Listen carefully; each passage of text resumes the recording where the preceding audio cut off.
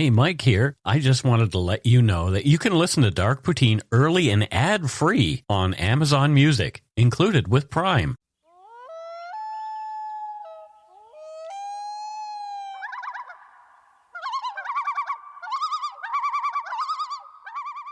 Welcome back to Dark Poutine. I am Mike Brown here in Langley, British Columbia, and I don't know who this guy is in the weird flowery shirt. I'm faking it till I make it today. Oh, goodness gracious, I hate that. Do you really? Yep, I really, really do. I am so tired of that saying. Just for the listeners, I was saying that earlier and Mike was rolling his eyes. Yes. Go look at your kitty calendar and smile. Well, I do smile when I look at my kitty calendar because I love kitties. Especially my kitties, Egg and Waffles, who are brothers, you know, litter mates. Anyway, they love to play with the cheapest toy that I could buy them, these little mice that are like 25 cents each. It's crazy. Wow. And of course, they love it more than the expensive toys that I buy them. There you go. Anyway, let's move forward with this one. The views, information, and opinions expressed during the Dark Poutine podcast are solely those of the producer and do not necessarily represent those of Curious Cast, its affiliate, Global News, nor their parent company, Chorus Entertainment. Dark Poutine is not for the faint of heart or squeamish. Listener discretion is strongly advised.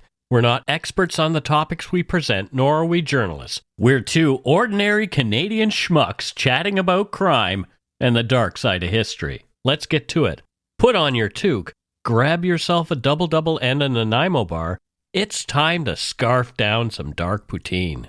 You are responsible for obtaining and maintaining at your own cost all equipment needed to listen to Dark Poutine.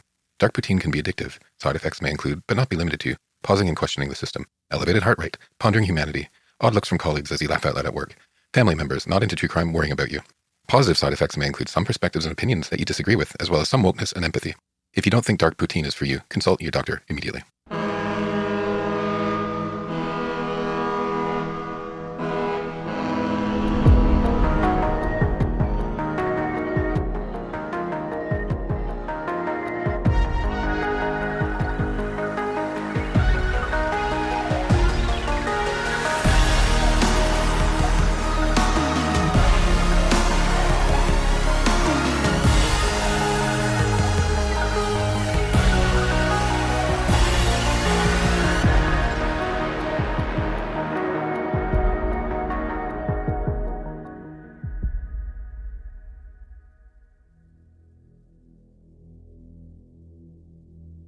On a bleak November afternoon in 2003, Toronto's East End became the unlikely stage for a crime so brutal and bizarre that even years later it defies belief. The victim was 12-year-old Johnathon Robert Madden, a boy remembered by his teachers and friends as kind and thoughtful, the kind of child who would go out of his way to walk a younger classmate home just to ensure he was safe. His murder was not the work of a stranger or a notorious criminal, but of his brother, 16-year-old Kevin Madden, a troubled youth whose anger and alienation had been festering for years. Kevin was not alone that day. With him were two friends, 15-year-old Timothy Ferriman, a self-styled vampire desperate for attention and belonging, and another teenage boy whose identity remains protected by law. Together, the teens would go on an afternoon rampage of violence and destruction that would shatter a family and horrify a city. This is Dark Poutine episode 375, Blood Ties, the murder of Johnathon Madden.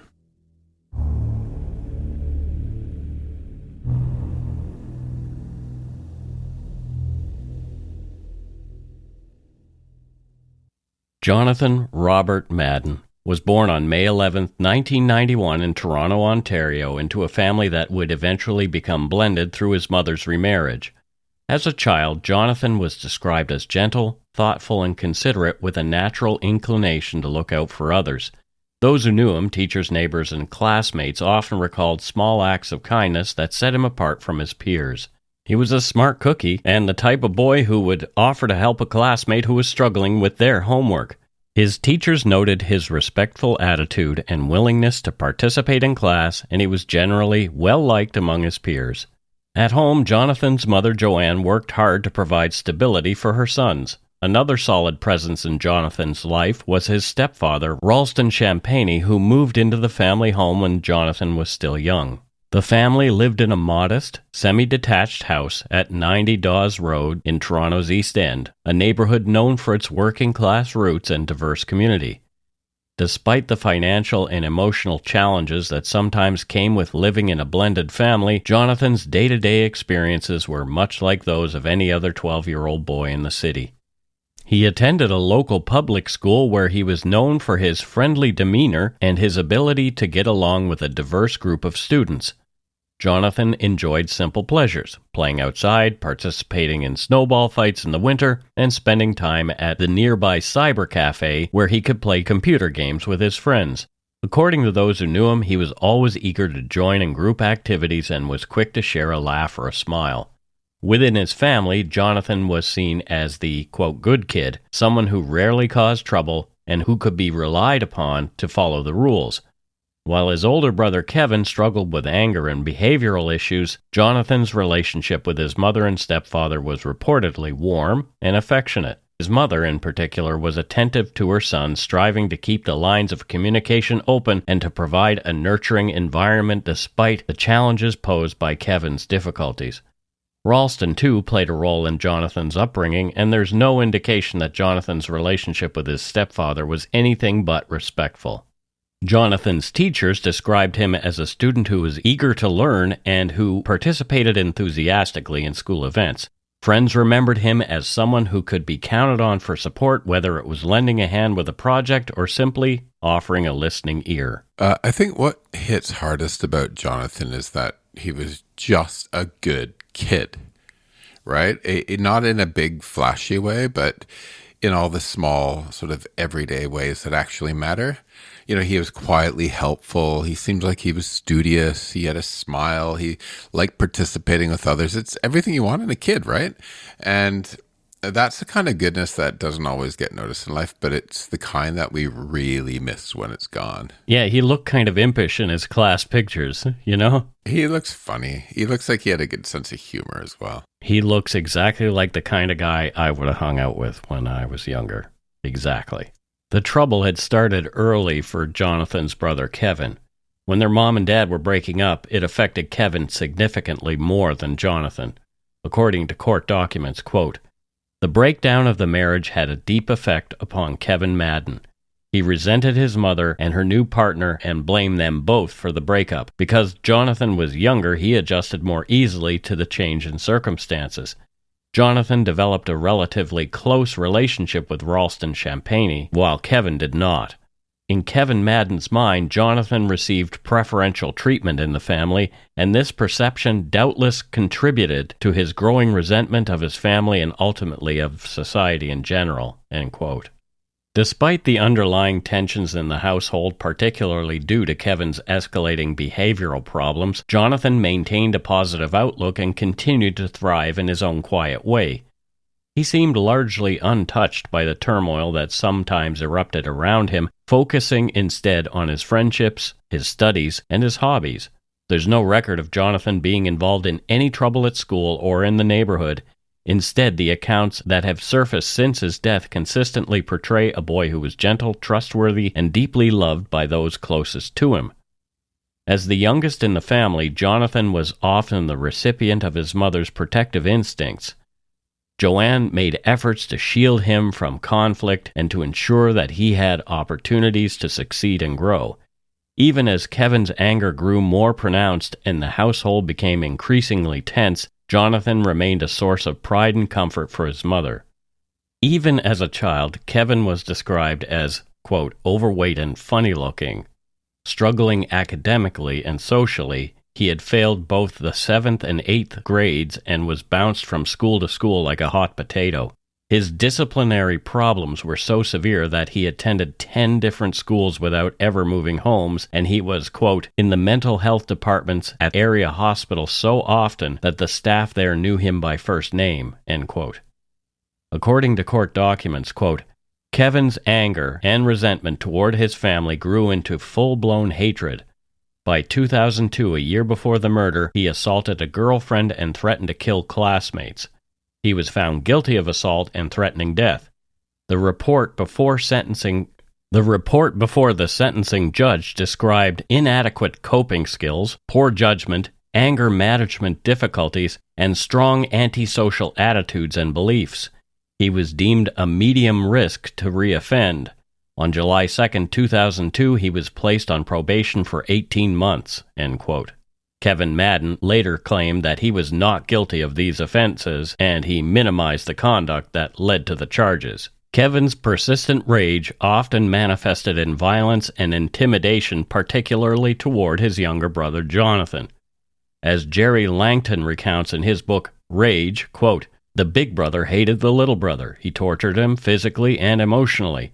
His hatred was rooted in the fact that his parents clearly preferred the little brother. Well, his mother at least," end quote.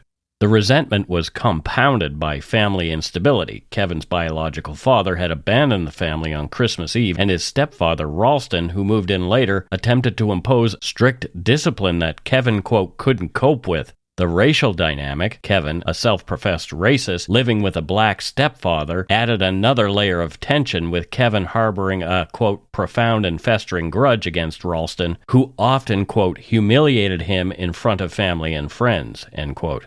Neighbors and those close to the family observed that, quote, tempers sometimes flared in this blended family, and Kevin, quote, didn't always get along well with Ralston, end quote. One neighbor noted, quote, Ralston was a stepfather, and he tried to move in and put in all this hard discipline, and Kevin didn't react well to that at all, end quote. Kevin's anger was not just directed outward.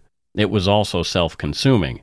He dabbled in Nazism, Satanism, and vampirism, and his destructive impulses would sometimes erupt in episodes of property damage and threats of violence. He was known in his peer group as a, quote, hardcore tough guy, his, quote, size and quick temper giving him, quote, instant credibility among the other troubled youth. I found this one really difficult because we're talking about kids. Yeah. Like this one was really, really hard for me to figure out what I'm going to say. And I think we're on the edges of a lot of things here, right? This is the edges of a lot of things. Mm-hmm. And I think it's easy to write Kevin off as a monster. Sure. Make no mistake, what he did was monstrous. But if we just stop there, we're missing something important. And Kevin Madden didn't come out of nowhere. He was angry for years. He was violent for years. He was bounced through, I think he said something like 10 schools, multiple hospitals, and still obviously never got the help that he needed. So was he just being bounced around, or was he actually getting help landed, right? Yes, he's responsible for this. He's absolutely responsible for this. And I'm not he was just misunderstood, none of that. But I think what's also to remember is he's also what happens when a kid is never given or has the ability to internalize the tools to process pain or deal with rejection or self-regulate. Yeah, exactly. Something clearly had happened to this kid. It could have been some trauma, something that we're unaware of, some other things, or perhaps it was just the marriage breakdown. Something wasn't right. And instead of learning tools, he externalized, he lashed out. Yeah. And I have to question, did he get help or was he just bounced around? No, I think people tried, but it didn't land. And let's be honest, not this stepfather, but any stepfather that you loathe who is a strict disciplinarian is not where you're going to get your ability to self-regulate. No. It's not going to happen. And I'm 100% sure that his stepfather was trying hard to get this kid to come around. Yeah, no question. But I feel like some really deep professional help was needed. It really does feel like the signs were missed, an opportunity to save a kid, and in this case, two. Kevin's withdrawal from his family was almost total by late 2003. He spent his time with a handful of similarly disaffected friends, including Timothy Ferriman and another boy who we cannot name. Kevin's anger and obsession with violence deepened, and he began to see himself as special, even superior to others. Tim Ferriman, at 15, was also adrift. His mother had abandoned the family, and he lived above a sandwich shop with his father, surviving on disability checks. Tim was a self-described vampire, telling people he had killed and drank the blood of joggers in the Don Valley, a claim no one believed, but which he used to impress girls. I don't know which girls he'd be impressing that way, but anyway. Both Kevin Madden and Tim Ferriman were active on a website called vampirefreaks.com. In the early 2000s, as the goth and vampire subcultures migrated from nightclubs and music venues onto the internet, vampirefreaks.com emerged as a digital epicenter for youth seeking community in darkness and difference. The site, founded in 1999, was a sprawling social network where users, mostly teens and young adults, could create profiles, post photos in elaborate gothic attire, share poetry and music, and join forums devoted to everything from industrial music to the occult. For many, Vampire Freaks was a refuge from the mainstream, a place where they could find acceptance and experiment with their identity in ways that felt impossible in real life. As one observer described, quote, Vampire Freaks was the online Queen Street West for a new generation, a place where the marginalized could gather and be themselves, no matter how strange or spooky their interests seemed to others, end quote. Kevin Madden and Timothy Ferriman used the site not only to express their fascination with goth culture and vampirism, but also to seek validation for their darkest fantasies. Tim, in particular, was known for spinning tales of blood drinking and violence in online chats, presenting himself as a, quote, real vampire to impress peers and potential romantic interests. Quote, Tim repeatedly told people he was one of them, Jerry Langton writes, referring to the self-identified vampires who populated the site and its forums. For Kevin Madden, Vampire Freaks was less about socializing and more about feeding his growing resentment and anger. He gravitated toward groups and threads that glorified violence, nihilism, and rebellion against authority, finding a kind of echo chamber for his feelings of alienation. The site's anonymity allowed him to vent and posture in ways that he couldn't in real life, and it reinforced his sense of being an outsider, misunderstood, and mistreated by family and society. VampireFreaks.com was, for most users, a harmless outlet for creative self-expression and community building, but for troubled teens like Kevin and Tim, it became a breeding ground for darker obsessions. The site's forums and private messages allowed them to share and escalate their violent fantasies, blurring the line between online posturing and real-world intent. In the months leading up to Johnathon Madden's murder, both boys' online activity reflected a deepening preoccupation with violence, revenge, and the idea of becoming infamous, echoes of which would later surface in their chilling conversations and ultimately in their actions. Yeah, so I was an early goth. Yes, and I am well aware of that. But this is why we're doing this story. Right.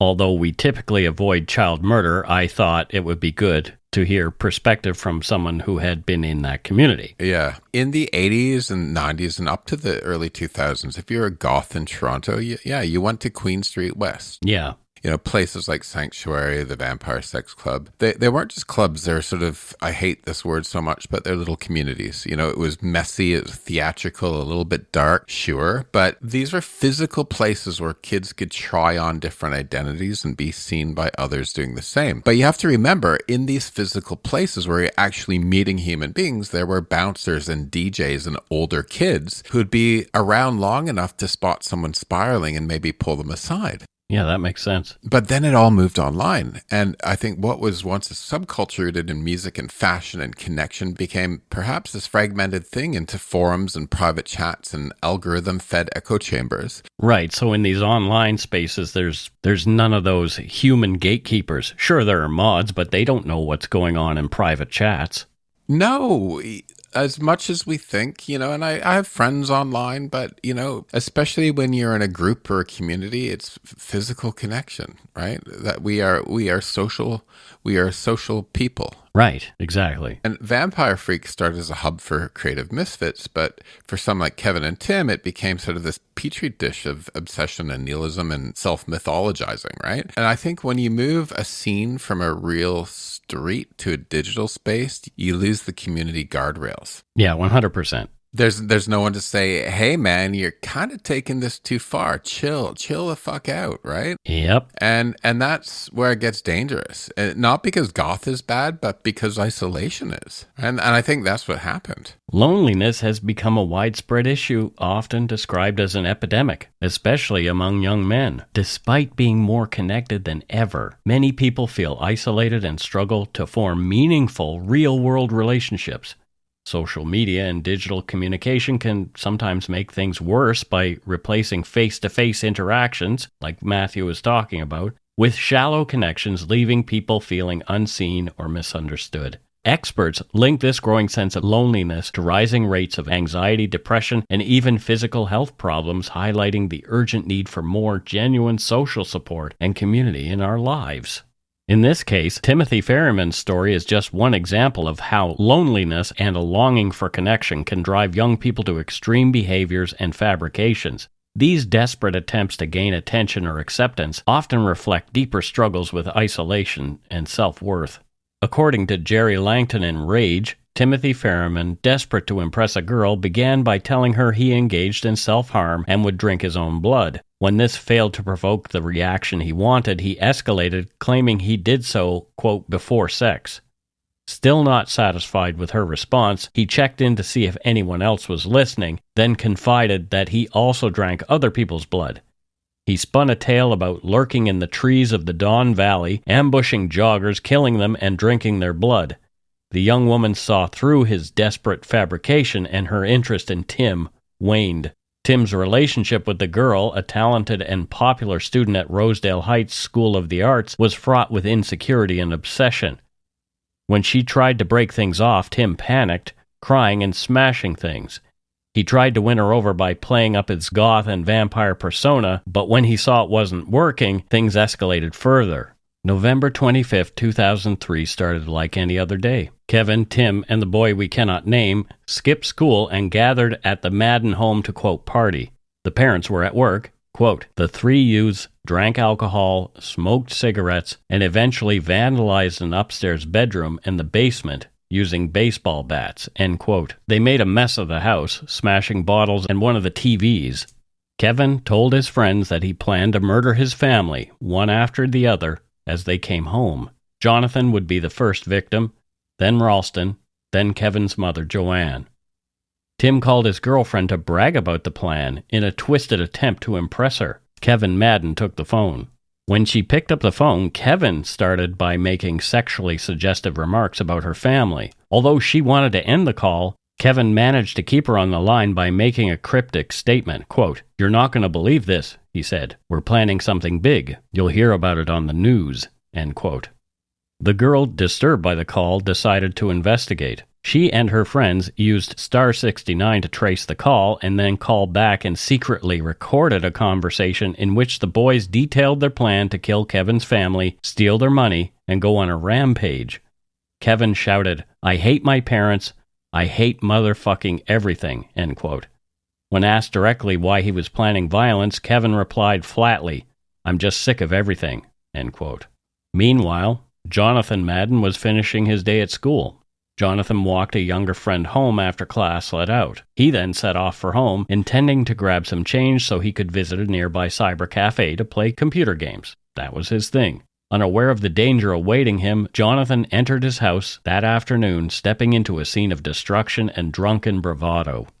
As soon as he walked through the door, Jonathan was confronted by the three older boys. The attack was swift and brutal. He was shoved down the stairs into the darkened basement, disoriented and frightened. In the basement, the violence escalated. Timothy Ferriman handed Kevin a butcher knife, and Kevin launched into a frenzied assault on his younger brother. The attack was relentless. Jonathan sustained 71 stab wounds, most to his face and neck. The wounds were so severe that his voice box and carotid artery were slashed, ensuring he could not call for help. After the murder, Kevin and his two buddies dragged Jonathan's body to a basement crawl space, attempting to hide the evidence of their crime. Blood smeared the floor and walls, clearly marking the desperate path they took as they moved his body. As the boys tried to clean up, Ralston came home early. Kevin, still holding the butcher knife, attacked his stepfather, stabbing at his chest. According to court documents, quote, when he turned his back to Kevin Madden and picked up the telephone receiver, Kevin Madden attacked him with a knife. His thick winter coat probably saved his life. After a fierce struggle, Mr. Champagne was able to escape the murderous attack and run to a neighbor's for help, end quote. Kevin and the unnamed accomplice fled into the woods. Tim took the bus home, hoping the horror would just go away. More after a quick break.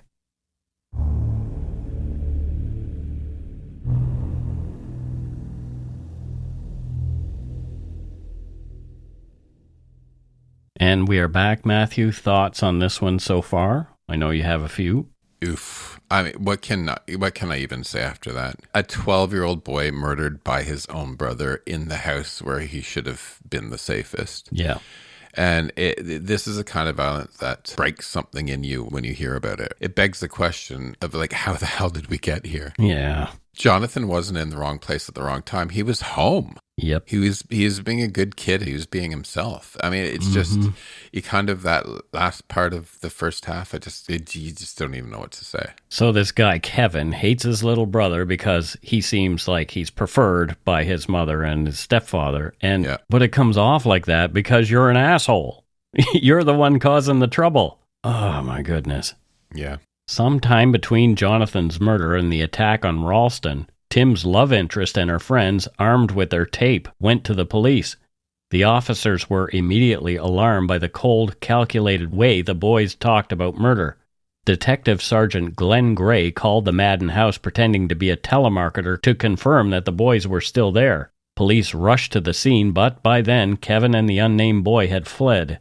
The responding officers traced a messy blood trail from the bottom of the stairs across broken glass and into a small crawl space where the boys had hidden Jonathan's body. When they looked inside, they saw his sock-clad feet sticking out, indicating where he had been left. Tim was arrested at his home, initially treated as a witness, but quickly identified as a suspect. Kevin and the boy we can't name spent the night hiding in Taylor Creek Park before being arrested the next day, calm and emotionless, as if nothing had happened. Kevin wore a bright red Nike Just Do It shirt, and the unnamed boy's shirt said Deep in Denial and sported an illustration of a man, quote, up to his neck in the Nile River just in front of the pyramids. Kevin Madden was charged with first-degree murder for the killing of his 12-year-old brother Johnathon Madden and with attempted murder for the violent attack on his stepfather, Ralston Champagny. Timothy Ferriman was charged in connection with Jonathan's death and Ralston's attack, and the third youth was also charged with both crimes.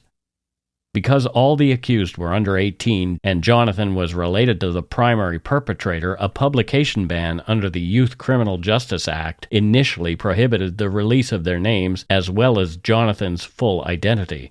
As word of Jonathan's murder got around the neighborhood, the reaction was one of profound shock, sorrow, and a need to remember the young victim. Neighbors in the Dawes Road area were deeply disturbed by the brutality of the attack and the revelation that Kevin Madden had planned to kill his entire family. Many who lived nearby described the brothers as appearing, quote, quintessentially normal, end quote, which made the crime even more difficult to comprehend. One neighbor, Carl Allen, noticed some oddities, and he recalled that when the boys would come over, quote, the kids were very distant from everybody, the older brother even more so, end quote.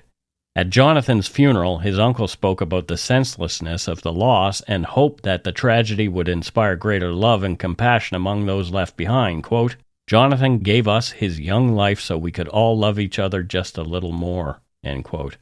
The case also sparked widespread media coverage and public discussion throughout Toronto and across Canada, with many expressing outrage and heartbreak over the details of the crime and the suffering of Jonathan's publicly unnamed family.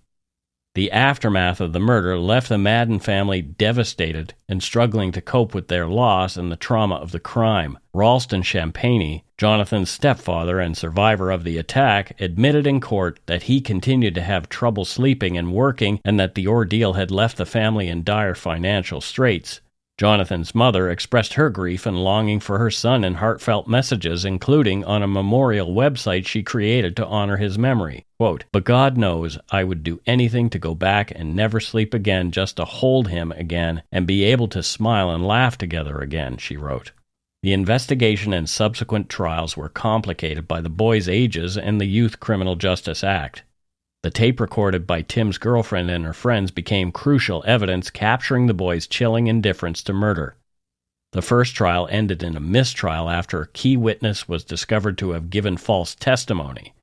It took a second trial to bring the facts to light.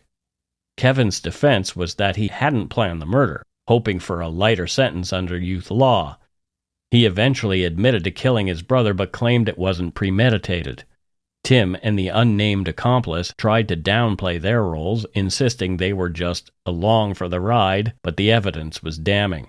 The court found Kevin Madden guilty of the first-degree murder of his 12-year-old brother Jonathan and the attempted murder of his stepfather Ralston Champagne. Timothy Ferriman was convicted of manslaughter as he did not directly participate in the attack. The jury found that, quote, the Crown did not prove beyond a reasonable doubt that Timothy Ferriman, by his actions and words of encouragement, intended that Kevin Madden actually carry out the murder. Instead, Timothy Ferriman's conviction for manslaughter stands on the footing that he intended to help or encourage Kevin Madden to assault Jonathan in a manner that a reasonable person would know would put him in harm's way, end quote.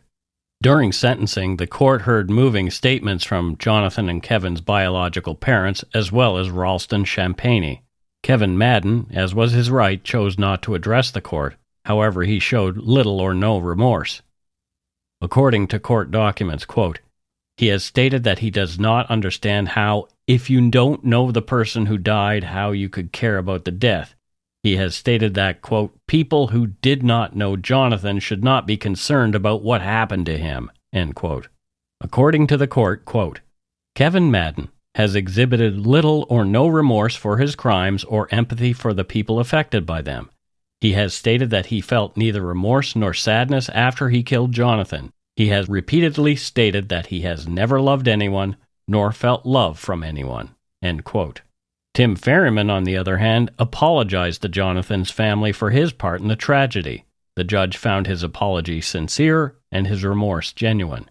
The third youth was acquitted on all charges and released. According to a sentencing document, quote, Kevin Madden continues to minimize his moral responsibility for his crimes. Although he has acknowledged that he alone took Jonathan's life, he denies that he is guilty of murder, much less planned and deliberate first-degree murder. He believes that the killing was the result of what he called an anger surge, over which he had no control, and that he should have been convicted of manslaughter. The fact that this unexpected anger surge occurred on the same day he talked about his plan to kill his family is explained as the worst coincidence of my life. He denies that he attempted to murder his stepfather and has stated he is, at worst, guilty of, in his words, attempted assault, end quote. Anger surge. So often we see perpetrators of crime pointing out syndromes to sort of carry away the blame. Yeah, totally. It wasn't me, it was my anger surge, or it wasn't me, it was this, or it wasn't this, it was that. And the thing is, I think, while sometimes it's just for these guys and their lawyers to try to find a way out, I do think sometimes they believe it. And they believe it because they're so lost in themselves that they can't, or they don't have the ability to sit back and look at themselves. Some people don't have the ability to realize that anger surge is you. And you have to figure out how to regulate that because that's not good behavior. With folks like this, it's always someone else's fault. The world's fault, everyone else's fault, right? It's literally everyone else's fault to him. Kevin Madden was sentenced to life in prison with no possibility of parole for 10 years. For the attempted murder of Ralston Champagne, he was sentenced to 7 years to be served concurrently with his life sentence. The judge wrote, quote, with an adult sentence, when Mr. Madden is released into the community, he will be subject to state control for life. In my opinion, given his personality problems and the crimes he has committed, only lifelong state control over his behavior is capable of protecting the public. End quote. Tim Ferriman was sentenced as an adult to 2 years less a day in custody, to be followed by 3 years probation, and was ordered to serve his sentence in a youth facility. The judge noted, quote, there is credible psychiatric evidence before me that Timothy Ferriman, untreated, poses at least a moderate threat of violent recidivism. There is no doubt that he remains a deeply disturbed individual, end quote. The lifting of the publication ban after the sentencing allowed Jonathan's full name and story to be shared publicly, which was important for his family and the wider community. Joanne Champagne made it clear that she wanted the world to know about her son and to remember him for the person he was, not just as a victim. The memorial website featured photos, eulogies, poems, and tributes from friends, family, and even strangers who were moved by the tragedy. Comments poured in, with people recalling Jonathan as, quote, the little man with a big smile. and offering words of support and sympathy to his mother. Johnathon's life, though tragically brief, left a lasting impression on his community. In the wake of his murder, teachers, classmates, and neighbors came forward to share memories of his kindness and decency. He was remembered not for any extraordinary achievements, but for the everyday goodness that defined his character. A boy who was always willing to help, always ready with a smile, and always thinking of others before himself. The bond between mother and son was evident to those who knew them, and Joanne's devastation in the aftermath of Johnathon's death was a testament to the depth of that relationship. Afterward, the media and police focused on the boy's interest in goth and vampire culture, but what does it mean to be goth? For most teens, it's about music, fashion, and a sense of belonging. The Toronto goth scene in the late 1990s and early 2000s was centered, as we mentioned, on Queen Street West, with clubs like Sanctuary, the Vampire Sex Bar, catering to kids who wanted to dress up and dance to gloomy music. Most goths were harmless, more interested in self-expression than violence. Like Matthew. I mean, you've never even been involved in a physical altercation, have you? No, like grade 3 or something like Okay, that. Stupid, yeah. In the playground. That's it, right? Once, ever. Yeah, I don't know why it was like it was where I grew up, but there was always a scrap behind the curling club or something like that. I mean, let's be clear here. Goth isn't the problem. No, definitely not. And I think most kids in the goth scene aren't violent or broken at all. They're expressive. They're curious. They're the ones, I think, that actually feel things really deeply and who aren't afraid to show it. I mean, honestly, I wish there had been more of that kind of culture around where I grew up. I would have felt like I fit in a little better. I just molded myself to whatever was there, which wasn't a lot. I mean, there was one guy I remember at Parkview, the other school, and he had the flock of seagulls haircut and all that kind of thing, but he was the odd guy out. It wasn't the norm. And I really wish it had been, that expression had been encouraged, because I think I was pretty damaged because it wasn't. When I was in it, we were, and I think a lot of the kids these days do this as well. They're writing poetry, they're making art, they're exploring identity and gender and emotion, and sometimes way before their peers start doing this. And I think goth gives them a language for the darker parts of being human, the shadow side, which everybody has. Mm-hmm. But it also ironically helps them move through that darker side and not pretend that everything's fine. Right. And what they're not doing 99.999% of the time is harming other people. And that's the real tragedy of this case. A subculture that's fundamentally about self-expression and sensitivity got scapegoated by the police for something that it didn't cause. Yeah, probably. The violence didn't come from eyeliner or music, right? Right? Goth kids are just trying to survive in a world that doesn't always make space for who they are. And honestly, I think they're doing a better job than people give them credit for. I agree. As Peter Steele from Typo Negative said, I just want to love you to death. For a small minority, the goth aesthetic becomes a mean to express deeper fantasies. Tim Ferriman, for example, told girls he was a vampire, hoping to impress them. He wasn't alone. Many teens flirted with the idea, inspired by movies, TV, and the romantic allure of darkness. Psychologists say that for some, the goth identity is a way to rebel, to stand out, or to cope with feelings of alienation. But as one former girlfriend of Tim's put it, quote, just because I wore all black doesn't mean I want to kill people and drink their blood, end quote. As Jerry Langton writes, quote, it's actually a lot of fun, she assures me, to be a goth. To look different than everyone else, she was a goth, she says, simply because she likes dressing up and because she thought the music was cool, end quote. For most, it's just a phase, but in this case, the goth angle became a convenient scapegoat. The real story was about broken families, mental illness, and teenage alienation, darkness that had nothing to do with music or fashion. And I think there's actually a bigger thing happening here, and it's something that nobody ever wants to talk about. Yeah. And that's the question, are we leaving straight white boys behind? Yeah. That's a really challenging question, isn't it? I mean, let's look at some facts. Rates of depression, anxiety, and suicide have been rising amongst boys, especially white boys, over the last 2 decades. Right. And on top of that, they're less likely to seek help. White boys in Canada and the US are falling behind in school versus other developed countries. They have lower literacy, higher dropout rates, saying school isn't for them. And white families have a higher propensity for divorce than others, so these boys are having to navigate that, right? And then there's this whole thing about what does it mean to be a man in today's society as we change. And, as Canada moves, very rightly so, forward from a pretty dark history of racism and homophobia and the way we treated Indigenous people, to the dismantling of patriarchy, as some people put it, we have to remember that these boys are kids. They had nothing to do with any of that. They're kids. They're brand new human beings. Yeah. They're shiny new human beings, right? And are we making straight white boys feel like they're carrying the sins of other generations? The problem is that these are young boys. They are vulnerable, but they don't look like it. They don't look like they're vulnerable because in our society, we think straight white guys that are cisgendered get everything, right? And these boys aren't, right? They're not. They're having a hard time. And whatever labels you want to use, it seems like a lot of people might think that these kids have it easy or have it all when they don't. And you add to that, these are young teens, so they're acting tough or cruel or aloof, so we think they're okay, right? But they're not. That acting tough or cruel or aloof is a cry for help.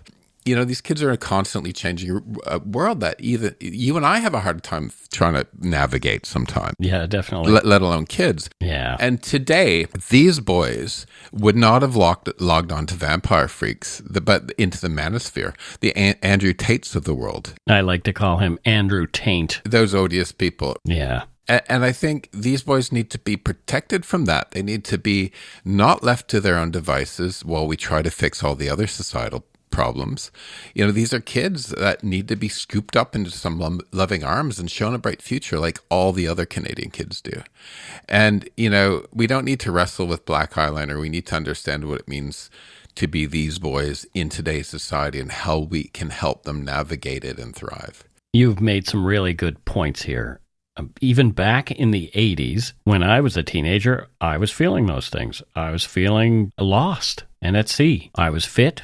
I did sports, not very well, but, I did it to fit in. But what was going on inside, well, that was a different matter. I had low self-esteem, I was struggling with traumatic things, and I was angry. And what did I do with my anger? I tried to drink and drug it away and lashed out at my family and friends. I felt horrible things inside myself and about myself. Yeah, and you didn't have the internet and falling into these horrible sites, right? Honestly, my story probably would have been much worse had the internet been around. Have you watched the TV show Adolescence? I absolutely loved it, yeah.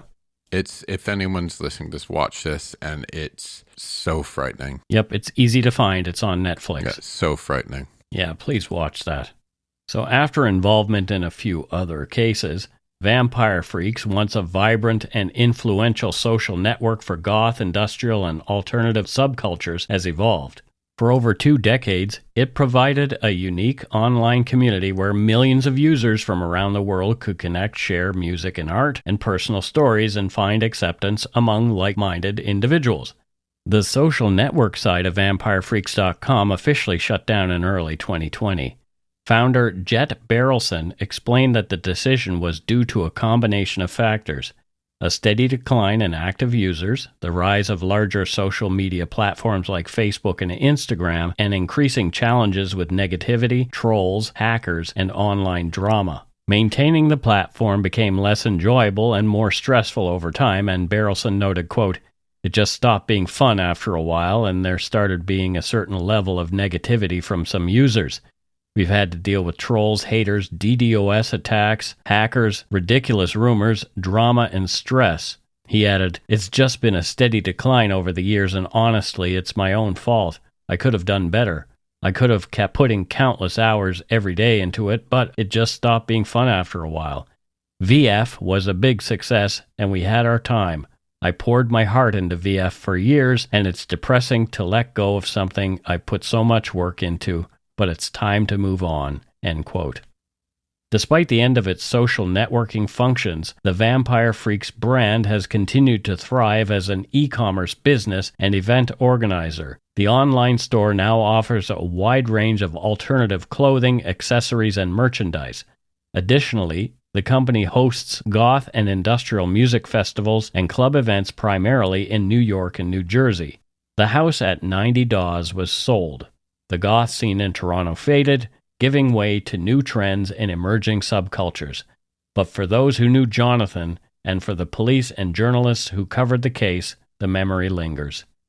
Nearly 8 years after the murder of 12-year-old Johnathon Madden, his brother Kevin Madden lost his final appeal for a new trial. On September 30th, 2011, the Ontario Court of Appeal rejected arguments from Madden's lawyer who claimed that Madden was denied a fair trial because his co-accused, Timothy Ferriman, was not called to testify in the second trial. The court determined that the jury had all the necessary evidence, including the crucial audio tape in which the accused discussed their intentions. The court concluded that the original trial had been fair. With this decision, Kevin Madden's conviction and sentence for one of Toronto's most disturbing family murders remains firmly in place.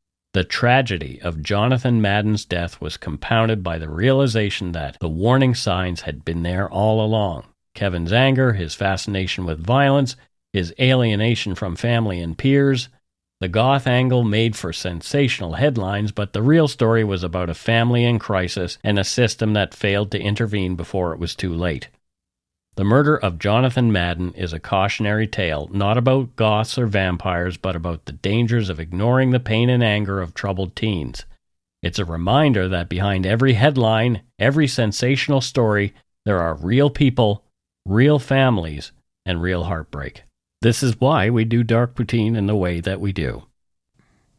Yeah, and let's end with Johnathon here. I think his death wasn't tragic. It was unfair, and not just because he was young, but because he was truly innocent.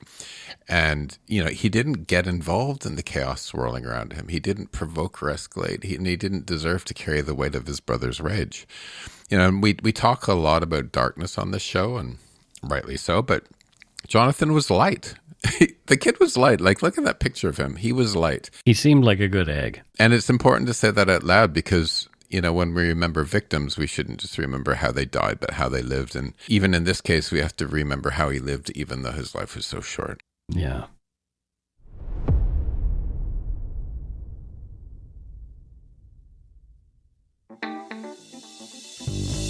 That's right. It's time for voicemails. You can leave us a message at 1-877-327-5786 or 1-877-DARK-PTN. We'd love to hear from you. Let's see who called us this week. So we do have a voicemail, and it appears somebody butt dialed us.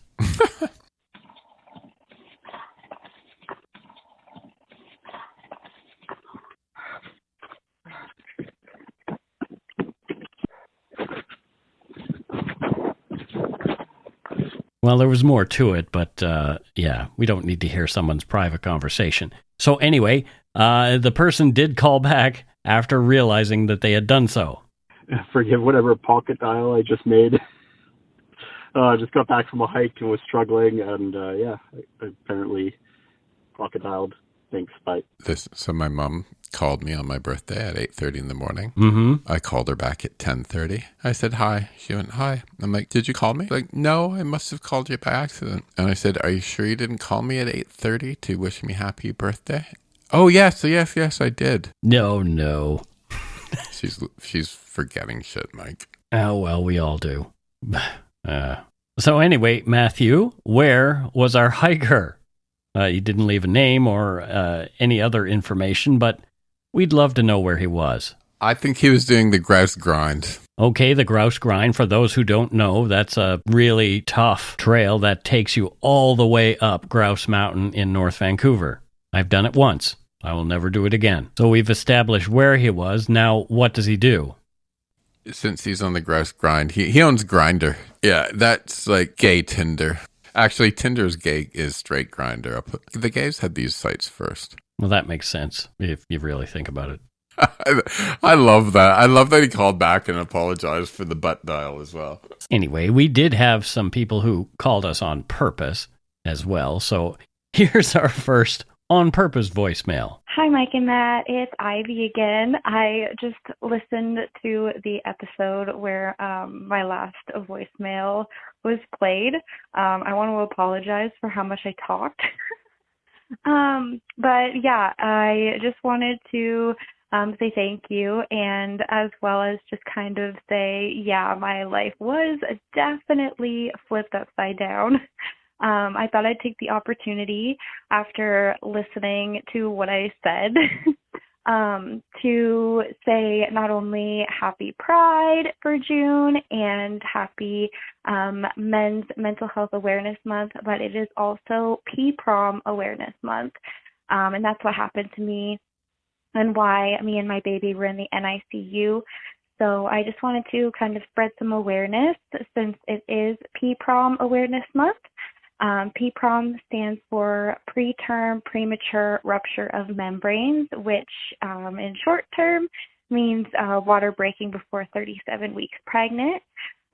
If you're not knowledgeable on how pregnancy works, usually it goes to 40 weeks. 37 weeks is considered term. It happened to me at 28 weeks pregnant. My water broke, and I stayed in the hospital for a week, and then my son decided to come. So he was delivered at 29 weeks, and like I said, me and him both together. We stayed in the hospital for 2 months. 1 month and a week for me, my week before in London, and then 3 weeks in Stratford. So yeah, it was definitely a journey. And to any mamas listening to this episode, I don't want to scare you, but if you do feel any leakage or a gush, definitely go to the hospital, because I did not right away, and I think that was a huge reason why I was only able to last a week before he came. So definitely just wanted to spread some awareness on that, because it is P-Prom Awareness Month, and I had no idea this was something that could happen until it happened to me. So again, thank you so much for playing my voicemail. And thank you so much for doing all that you do. I hope you have a great rest of your day, and go shit in your hat once again. Bye. So there we go. We played another voicemail from you, Ivy. Thank you. Thanks for saying what P-Prom's about. When you first said P-Prom, I thought maybe it was a dance that involved water sport. Oh, dear. Get it, P-Prom? Yes, I get it. But we're glad you're back home and okay. Yeah, oh my goodness, what a trek. That sounds like a real bloody journey there. Holy, 2 months in the hospital. That's really unheard of today. That 2 months in the hospital is a long time, Mike. And believe me, I was in hospital, for 3 days for my prostate surgery? And it felt like a month. Right? So, God, sitting in the hospital for 2 months. Wow. Yeah, that sounds like a whole bunch of no fun to me. So we've probably given Ivy a job before, but what is her new job? Because obviously she's moved on since then. New mom and P-Prom advocate. That just makes sense, Matthew. Of course. Thank you again for calling, Ivy. Let's move on to another voicemail. This one also intentional. Hi, Mike and Matthew. Here is Jesse from Montreal. It is super hot in here, so sorry if you can hear my AC. I'm just calling you to, tell you to go take a shit in your hat, in part, but also to bring you another very, very bad joke, because I don't know if you remember me, but if you don't, it's okay. So the joke is, why did the picture go to jail? Because it was framed. Anyways, have a great one, guys. Take care. Bye. Thank you, Jesse, for laughing at your crappy joke. Oh boy, so the picture went to jail because it was framed. So Jesse is clearly a comedian from Montreal trying out some stand-up material here. Oh boy. That's a side job. Okay. I think he's actually also works in the video game industry. Oh, there you go. So what do you think he does in the video game industry specifically, Matthew? FX artist. Effects artist. Well, that's a pretty cool job. I mean, there are worse things you could do. Anyway, thank you all for your voicemails. That's it for this week's voicemails. Again, you can leave us one at 1-877-327-5786 or 1-877-DARK-PTN. We'd love to hear from you, even if it is just to say hi and to tell us to go shit in our hats. If you're stumped for what to chat with us about, a quick story is welcome. We do have a donut money donor this week, and it is our friend Jen Hesse. Jen. Our friend Jen says, thank you for creating such a wonderful community of good eggs. This connection over the last 3 years has helped me gain the courage to cross the border into a new life for myself, and I am so grateful for it. Keep up the good work. Thank you. Thank you so much, Jen. And the border she's talking about is the one to the south. She's moving to Canada. So there you go. Jen is a type of good egg that we want moving into Canada. Absolutely, positively, 100%. So what do you think Jen does for a living, Matthew? I'm curious. I think Jen is a high school vice principal in Kamloops. Oh, wow, that's very specific, Matthew. Do you perhaps have some insider information on that? Exactly what she is. I would have loved to have a high school vice principal with cool hair like hers when I was in school. Yeah, me too. We called our vice principal Turtlehead. Anyway, I'm not going to go into why. You're hilarious. Thanks to all our patrons and Donut Money donors, past and present, for your generosity. It helps to keep the show going. You can become a patron of Dark Poutine at patreon.com/darkpoutine. For a one-time donation, you can send us donut money via PayPal or interact using our email address, darkpoutinepodcast@gmail.com. If you don't already subscribe to the show, it would mean a lot if you did. You can easily find Dark Poutine on Apple Podcasts, Spotify, or wherever you listen to your favorite shows. If you haven't gotten yours yet, my 2 books are available to order via links on the Dark Poutine website or anywhere fine books are sold. And speaking of darkpoutine.com, check it out for show notes and other cool stuff. We'd appreciate it if you gave Dark Poutine a like or a follow on Facebook and Instagram. Most importantly, thank you for listening. Tell your friends about us. Word of mouth is a powerful thing.